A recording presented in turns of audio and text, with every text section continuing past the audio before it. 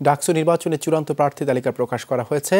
তাতে হল সংসদে প্রার্থীর সংখ্যা আর ডাকসুর 25 পদের বিপরীতে লড়ছেন 229। হল সংসদ ও ডাকসুতে সব মিলিয়ে 38টি পদে ভোট দেবেন একজন ভোটার। চূড়ান্ত তালিকা অনুযায়ী ডাকসু ও হলে ভোট দেবেন 42,211 জন। ক্যাম্পাসে ব্যাপকভাবে প্রচারণায় নেমেছেন ছাত্রলীগ, কোটা আন্দোলনকারী ও প্রগতিশীলরা। তবে বধুর ক্যান্টিনেই সীমাবদ্ধ ছিল ছাত্র দলের প্রচারণা। আর হলে হলে কমপক্ষে 20 থেকে 25টি করে বুথ স্থাপনের দাবি জানিয়েছেন প্রগতিশীলরা। ডাকসুতে এবার ভোট দেবেন 42,911 শিক্ষার্থী। হলের 13 পদে আর ডাকসুর 25 পদে সব মিলে একজন শিক্ষার্থী ভোট দেবে মোট 38টি।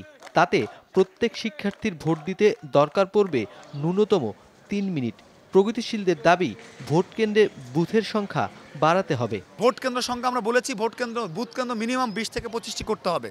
অন্যথায় আমরা 4টি অনেকগুলো দাবি করেছি, আমরা বলেছি ভোটের টাইম বাড়াতে হবে। অর্ধেকেরও বেশি শিক্ষার্থী থাকেন হলের বাইরে। তবে হলগুলোতে কেন্দ্র হওয়ায় সেখানেই যেতে হবে ভোটারদের। ছাত্ররা যেন নিরাপদে স্বাচ্ছন্দ্যে ভোট দিতে পারে সেই সুযোগগুলো থাকবে। সকাল 8টা থেকে 2টো পর্যন্ত বিরামহীনভাবে চলবে। এই সময়ের মধ্যে যেই ভোট কেন্দ্রে হাজির হবেন তাদের উপস্থিত সংখ্যা যাই হোক না কেন, যতক্ষণ সময় লাগে সেই ভোটগুলো সম্পন্ন করতে সেটিও ব্যবস্থা থাকবে। এদিকে ক্যাম্পাসে চলছে জমজমাট প্রচারণা।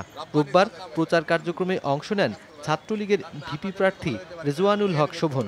প্রগতিশীল ছাত্রজোটের প্রার্থী লিটন নন্দীকেও দেখা যায় ভোটারদের সাথে মতবিনিময় করতে। প্রচারণা চালিয়েছে কোটা সংস্কার আন্দোলনকারীরাও।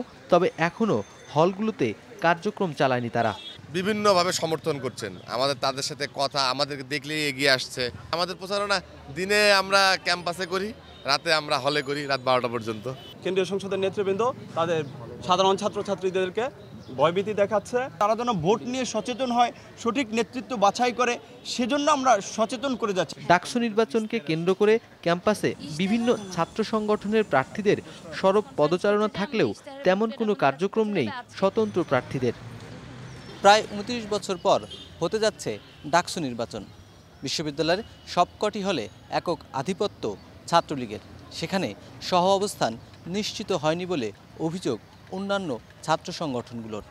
তারা বলছে, হলে হলে সহ অবস্থান ব্যতিরেকে যে ভোট হবে সেটি অংশগ্রহণমূলক হলেও কতটুকু সুষ্ঠু হবে তা নিয়ে প্রশ্ন থেকে যায়।